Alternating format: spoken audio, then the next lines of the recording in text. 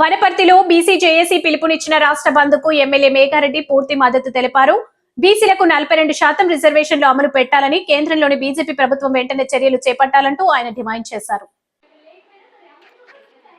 ఈ సందర్భంగా వనపర్తి క్యాంపు కార్యాలయం నుంచి కాంగ్రెస్ నాయకులు కార్యకర్తలు పార్టీ శ్రేణులతో కలిసి మేఘారెడ్డి భారీ మోటార్ సైకిల్ ర్యాలీ నిర్వహించారు. Rally UCO bank, Gandhi Chowk, Kaman, government hospital, Vivekananda Chowrasta, polytechnic bus stand, రామాలయం మార్గంగా సాగే ఆర్టీసీ డిపో వద్ద ముగిసింది. బీసీలపై బీజేపీ ప్రభుత్వం చూపిస్తున్న నిరంకుశ వైఖరిని మేఘారెడ్డి తీవ్రంగా విమర్శించారు. బీసీల హక్కుల సాధనకు కాంగ్రెస్ పార్టీ ఎల్లప్పుడూ అండగా ఉంటుందని ఆయన తెలిపారు.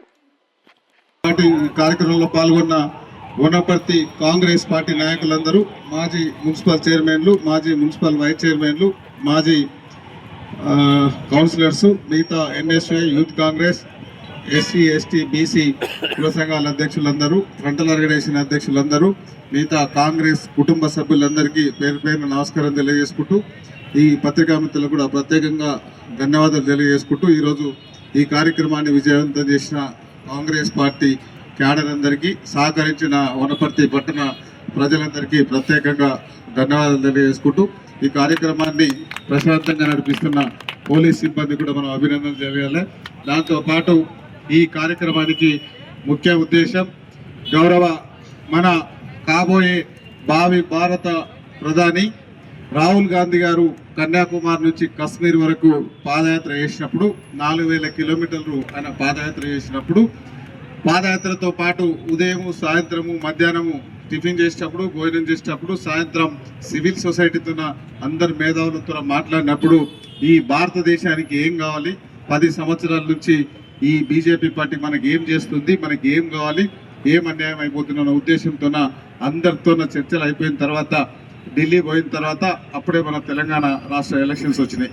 దానిలో ఎలక్షన్ల కంటే ముందు కామారెడ్డిలో బీసీ డిక్లరేషన్ పేరు మీద గౌరవ ఏఐసిసి అధ్యక్షులు మల్లికార్జున్ ఖార్గే గారు, సోనియా గాంధీ గారు, రాహుల్ గాంధీ గారు, అప్పుడున్న మన పిసిసి అధ్యక్షులు శ్రీ రేవంత్ రెడ్డి గారు, మన కాంగ్రెస్ పెద్దలందరూ కామారెడ్డి డిక్లరేషన్ పెట్టి తెలంగాణ రాష్ట్రంలో కాంగ్రెస్ పార్టీ అధికారంలోకి వస్తే మేము ఇవన్నీ కులగణన చేస్తామని అక్కడ మాట ఇచ్చినాం. ఆ మాట ప్రకారం తెలంగాణలో ఉన్న బీసీలు, ఎస్సీ ఎస్టీ అందరూ మన కాంగ్రెస్ పార్టీని ఆశీర్వదించి దీవించి 96 లక్షల మంది ఓట్లు వేసేసి మనల్ని ఆశీర్వదించిన తర్వాత గౌరవ అప్పుడున్న పిసిసి ప్రెసిడెంట్ రేవంత్ రెడ్డి గారు మన తెలంగాణ రాష్ట్రానికి ముఖ్యమంత్రి అయిన తర్వాత రాహుల్ గాంధీ గారు పిలిచి మనం కామారెడ్డిలో మాట ఇచ్చినాం. భారతదేశ ప్రజల ఆలోచన విధానం, మేము ఎంతమంది ఉన్నాం, మా క్యాస్ట్ ఏంటి, మాకు ఏమి ఇస్తున్నారు, మేము ఎంతమంది ఉన్నాం భారతదేశంలో, ఇది ఎక్కడో దగ్గర స్టార్ట్ కావాలి కాబట్టి మనం కామారెడ్డిలో మాట ఇచ్చినాం. డైనమిక్ ముఖ్యమంత్రి, నీ కులం రెడ్డి అయినా సరే కులగణన చేసి భారతదేశానికి నీవు ఆదర్శం కావాలని మన రేవంత్ రెడ్డి గారిని ఆదేశిస్తే, మన పార్టీ ఆదేశించిన ప్రకారం గౌరవ రేవంత్ రెడ్డి గారు 104,000 మంది అధికారులను పెట్టి ఎక్కడ ఏమి ఇబ్బంది లేకుండా, ఎక్కడ తడబాటు లేకుండా తెలంగాణ రాష్ట్రంలో కులగణన చేసినాం. కులగణన చేసిన తర్వాత మళ్ళీ ఎవరైనా మిస్టేక్ అయితే మళ్ళీ 15 రోజులు టైం ఇచ్చినాం, మళ్ళీ చేసినాం. అక్కడికి ఎవరికైనా ఓపిక లేకపోతే ఆన్లైన్లో చేయించినాం, ఆన్లైన్ అవకాశం ఇచ్చినాం. అట్లా మొత్తం అయిన తర్వాత తెలంగాణ రాష్ట్రంలో మ్యాక్సిమం అంత మంది తీసుకున్నారు, 1.2% మాత్రం తీసుకోలే. అంటే వాళ్ళు కొంచెం వేరే దేశం నుండో ఇంకెక్కడుండో, అందులో మన మహానుభావులు ఈ తెలంగాణ రాష్ట్ర సమితి, భారత రాష్ట్ర సమితిలో 2 ఉన్నారు పెద్ద మనుషులు. హరీష్ రావు తీసుకోలే, కవిత తీసుకోలే, కేటీఆర్ తీసుకోలే, కేసీఆర్ తీసుకోలే.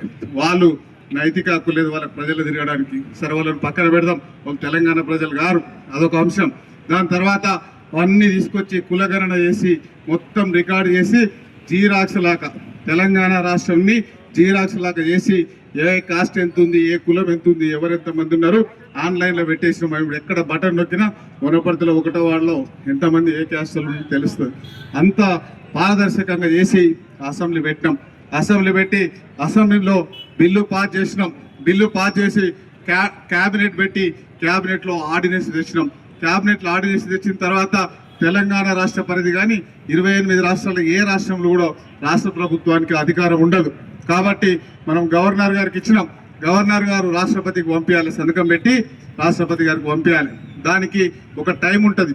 గవర్నర్ గారికి ఏ పేపర్ ఇచ్చినా రాష్ట్ర ప్రభుత్వం 90 రోజులలో క్లియర్ చేయలే. 90 రోజులు అయిపోయింది, అన్ని లేట్ అవుతుంది. సో మనల్ని పోయి అడిగినరు, సరే అని చెప్పిండు, చేయట్లేదు. ఎందుకు చేయట్లేదంటే అక్కడున్న బీజేపీ పార్టీ వాళ్ళ ఆదేశాల మేరకు చేయట్లేదు. సరే చేయకపోతే మన చట్టంలో ఇంకో ఆప్షన్ ఉంటుంది రాష్ట్ర ప్రభుత్వానికి. రెండో ఆప్షన్ తీసుకున్నాం. రెండో ఆప్షన్ తీసుకొని మూడ్ ఆఫ్ ద హౌస్ అసెంబ్లీలో అన్ని పార్టీల వాళ్ళందరి అభిప్రాయాలు తీసుకొని ఆ మూడ్ ఆఫ్ ద హౌస్ అంటే 119 మంది ఎమ్మెల్యేలు ఏకదాటి మీద తీర్మానం చేస్తే దాన్ని అమలు చేసే అధికారం గవర్నర్ గారికి ఉంటుంది. సో మళ్ళా మూడ్ ఆఫ్ ది హౌస్ ప్రకారం మళ్ళా అసెంబ్లీలో చట్టం చేసి బిల్లు పాస్ చేసి మళ్ళా క్యాబినెట్లో ఆర్డినేట్ చేసి జీవో నెంబర్ 9 తీసేసి గవర్నర్ గారికి పంపించినాం. గవర్నర్ గారు చేయాలి. ఇంకా లాస్ట్ ఆప్షన్ చేయలేదు. మనకేం సమాధానం చెప్పట్లేదు. బీజేపీలను డిమాండ్ చేసినాం, అందరినీ డిమాండ్ చేసినాం, అది చేయలేదు. చేసి ఎట్లాంటి పరిస్థితుల్లో వాళ్ళు చేసే ఉద్దేశం లేదు. బీజేపీ పార్టీకి సహకరించే ఉద్దేశం బీఆర్ఎస్ పార్టీకి లేదు. కాబట్టి జీవో 9 ప్రకారం మనం చేసిన కులగణన ప్రకారం ఎలక్షన్లకు పోయినాం.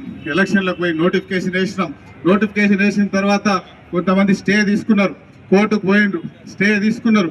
హైకోర్టు కానీ సుప్రీంకోర్టు కానీ ఇంతకు ముందు వాళ్ళు ఇచ్చిన ప్రకారం దాని ప్రకారం రాజ్యాంగంలో పార్లమెంట్ ఆ చట్టం చేయాలి కాబట్టి అది అక్కడ ఆగిపోయింది. ఆగిపోయిన తర్వాత మన అంతర్ బీసీ సంఘాల నాయకులు, మేధావులు, అడ్వకేట్స్ అందరితో మన గౌరవ ముఖ్యమంత్రి గారు, పిసిసి అధ్యక్షులు మహేష్ కుమార్ గౌడ్ గారు మొత్తం చర్చించారు. చర్చించిన తర్వాత నిన్నగాక మొన్న మన కృష్ణయ్య గారి ఆధ్వర్యంలో మిగతా బీసీ నాయకులందరూ మహేష్ అన్న దగ్గర గాంధీ భవన్ పోయారు. గాంధీ భవన్ పోతే దీనికి ఈ కులగణన చేసిన దానికి ఈ బీసీ గణన 42% ఇచ్చేదానికి అదొక్కటి కాంగ్రెస్ పార్టీకే పేటెంట్ ఉంటుంది. మీకు ఎవరికి మాట్లాడే నైతిక హక్కు లేదు కాబట్టి మేము 100% మద్దతు ఇస్తామని మన పిసిసి ప్రెసిడెంట్ అక్కడ మాట ఇచ్చిండు. దాంట్లో భాగంగానే మనం ఈరోజు ఇక్కడ అన్ని బంద్లో పాల్గొంటున్నాం. అక్కడ వరకు బాగానే ఉంది. దాని తర్వాత ఇంకో పెద్ద జోక్ ఏంటంటే బీజేపీలు కూడా మద్దతు ఇస్తున్నారట. బీజేపీలు మద్దతు ఇస్తున్నారట. వాళ్ళు మద్దతు కాదు ఇవ్వాల్సింది, దాన్ని జీవోగా చట్టం చేసి చేయాలి. ఎందుకు చేయాలంటే అప్పుడు జయలలిత గారు తమిళనాడులో ముఖ్యమంత్రి ఉన్నప్పుడు పివి నరసింహారావు గారు ప్రధానమంత్రి ఉన్నారు. వాళ్ళ తమిళనాడు ప్రజల తమిళనాడు ప్రజల వాళ్ళ కోరిక, వాళ్ళ డిమాండ్, వాళ్ళ అన్ని పార్టీలు కలిపి పివి నరసింహారావు గారికి పంపిస్తే 50% క్రాస్ చేసిన 65% తమిళనాడుకు సహకరించిన అప్పటి మన ప్రధానమంత్రి పివి నరసింహారావు ఎక్కడ, ఇప్పుడున్న తెలుగువారు, మరి ఇప్పుడున్న బీసీ ప్రధానమంత్రి అని చెప్పుకునే మోడీ గారు ఎక్కడ, ఇవన్నీ ఆలోచన చేయాలి. రామచంద్రరావు గారికి, బీజేపీ అధ్యక్షులు రామచంద్రరావు గారికి, బీజేపీ మంత్రి కిషన్ రెడ్డి గారికి, బీజేపీ మంత్రి సంజయ్ గారికి, మిగతా 6 మంది ఎంపీలు ఉన్నారు. బీఆర్ఎస్ పార్టీని గుండుసూని ఇచ్చి మిమ్మల్ని 8 మందిని గెలిపించారు. మీకు బాధ్యత లేదా? మీకు బీసీ లోట్లు వేయలేదా? మీకు ఎస్సీ లోట్లు వేయలేదా? మీకు ఎస్టీ లోట్లు వేయలేదా? తెలంగాణ రాష్ట్ర ప్రజలు మీకు ఓట్లు వేసారు. ఎందుకు ఇచ్చిండ్రు? ఆడ మోడీ ఉన్నాడు కాబట్టి. ఇక్కడ బీఆర్ఎస్ ఉంటే ఏం ఉపయోగం లేదు.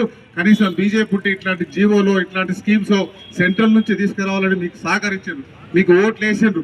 మీరేం చేస్తున్నారు? ఈరోజు బీసీ బంధుకు మద్దతు ఇస్తున్నారు. అది కాదు మీరు చేయాల్సింది. గవర్నర్ గారి దగ్గరికి మా మంత్రుల కమిటీని తీసుకెళ్ళండి.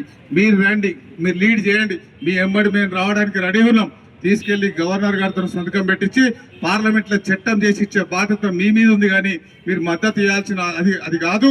అబద్ధాలు చెప్పి తెలంగాణ ప్రజలను మోసం చేస్తున్నారు. కాబట్టి ఇక్కడ నుంచి నేను బీజేపీ వాళ్ళకి డిమాండ్ చేస్తున్నా, ఈ బీసీ 42% మేము చిత్తశుద్ధితోనే మేము ఇచ్చిన మా ముఖ్యమంత్రి గారు ఇచ్చిన జీవోను మీరు పాస్ చేస్తారా, చెయ్యరా?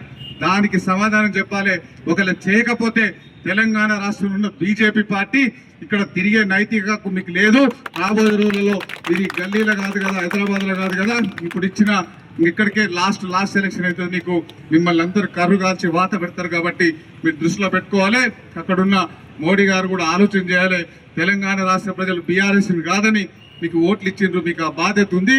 మీరు నైతికంగా కూడా మీరు బీసీ కాబట్టి మీరు మాకు సహకరించాల్సిందిగా డిమాండ్ చేసి ఈ బీఆర్ఎస్ పార్టీ మాతో పాటు ఢిల్లీకి ధర్నాకు రాలే, మాతో